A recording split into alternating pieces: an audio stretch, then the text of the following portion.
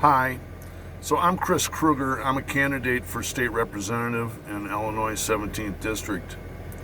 And I wanted to talk a little bit about the Green New Deal, or the various Green New Deals. And I want to talk about the movie produced by Michael Moore, Planet of the Humans, and why it is subject to a lot of attacks by the environmental movement, and to understand about renewable energy, decarbonization, and climate change. First of all, I think everyone should see the movie Planet of the Humans and watch it and see if you agree with their statements. The people attacking the movie mostly base their attacks on the fact that the movie was filmed starting 10 years ago or more, and so some of the information in the movie is not the latest. So for example, solar panels used to have 8% efficiency, now they have 25% efficiency. And I should preface this, I'm not a scientist, and I'm not a PhD. I don't have a bachelor's of science or a master's in science, but I have some basic knowledge. And the environmental movement, like all movements, is about politics as much as it's about science. So the movie asks the question, if we've been having Earth Day since 1970, that's 50 years, then why is the planet not getting better? Why do we have more tornadoes? Why do we have more hurricanes? Why do we have higher water levels flooding out Staten Island and places in Louisiana and Florida and eventually California? So since 1970, we've been celebrating Earth Day, and there have been attempts to fashion technologies to create less emissions. That includes solar power, which is a method of generating batteries by sunlight, and it includes wind, which is windmills powering turbines that generate electricity.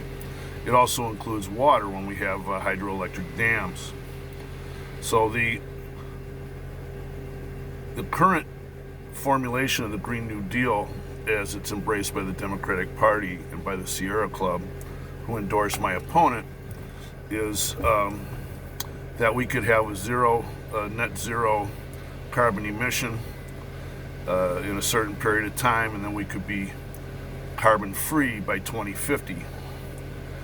Many other scientists, such as scientists at the National Academy of Sciences, disagree with this.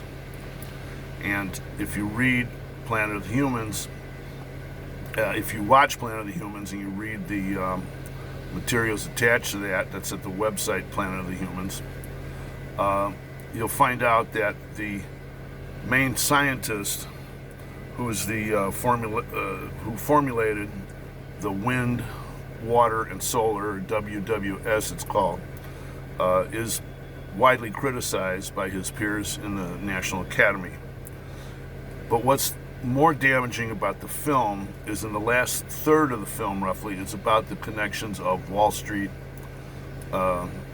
hedge funds, Wall Street investment bankers with green firms, with the so-called divestment from fossil fuels, which really is a misnomer, because you can't divest from fossil fuels, because all energy is created with fossil fuels, or all manufacturing products is created by fossil fuels, and all services are supported by fossil fuels. So the other problem with the Democrats' so-called Green New Deal, and I should point out, as a Green Party member, we were the first to formulate the Green New Deal over a decade ago, and we look at it as a mobilization of all sectors of society to create a sustainable, natural, or more natural agriculture, manufacturing, service sector, food. We see it as a society-wide effort. It's not simply about building windmills and wind farms and building solar panels. And in fact, we're not going to be able to counter the devastating effects on the environment by merely building solar panels and windmills. In fact, there's a lot of toxicity associated with those activities. There's a tremendous amount of toxicity associated with batteries. And we're going to start running cars. California is supposed to start running all electric or hybrid cars within the next 10 years. So I'll post on my website or on my Facebook page, Chris Kruger, some links to information, and you can read it and make up your own mind. But when a Sierra Club endorses my opponent, you should remember the Sierra Club's biggest donor is Michael Bloomberg. Michael Bloomberg, former presidential candidate, 8th richest man in the United States, wants to get rid of coal. Good for him. That's terrific. But what is he doing to get rid of coal? He's investing in fracking. So I'd like to hear my opponent say that she's opposed to fracking. I'd like to hear my opponent say that she's opposed to the DAPL pipeline, the Dakota Access Pipeline, and that she would commit to regenerative agriculture and to carbon fees, taxes on extremely toxic and devastating conduct. But that's hard to do when you have donors who are coal plant operators, as the representative does, and when you have donors that are heavily tied to Wall Street. So there's a Green New Deal and there's a Michael Bloomberg Green New Deal. There's a Green Party's Green New Deal and there's a Wall Street Green New Deal. And look at Planet of the Humans, read the critics, and there's a lot of critics, but most of them are just defaming the movie. They're not really touching on the theme, which is who will lead the environmental movement. Is Wall Street?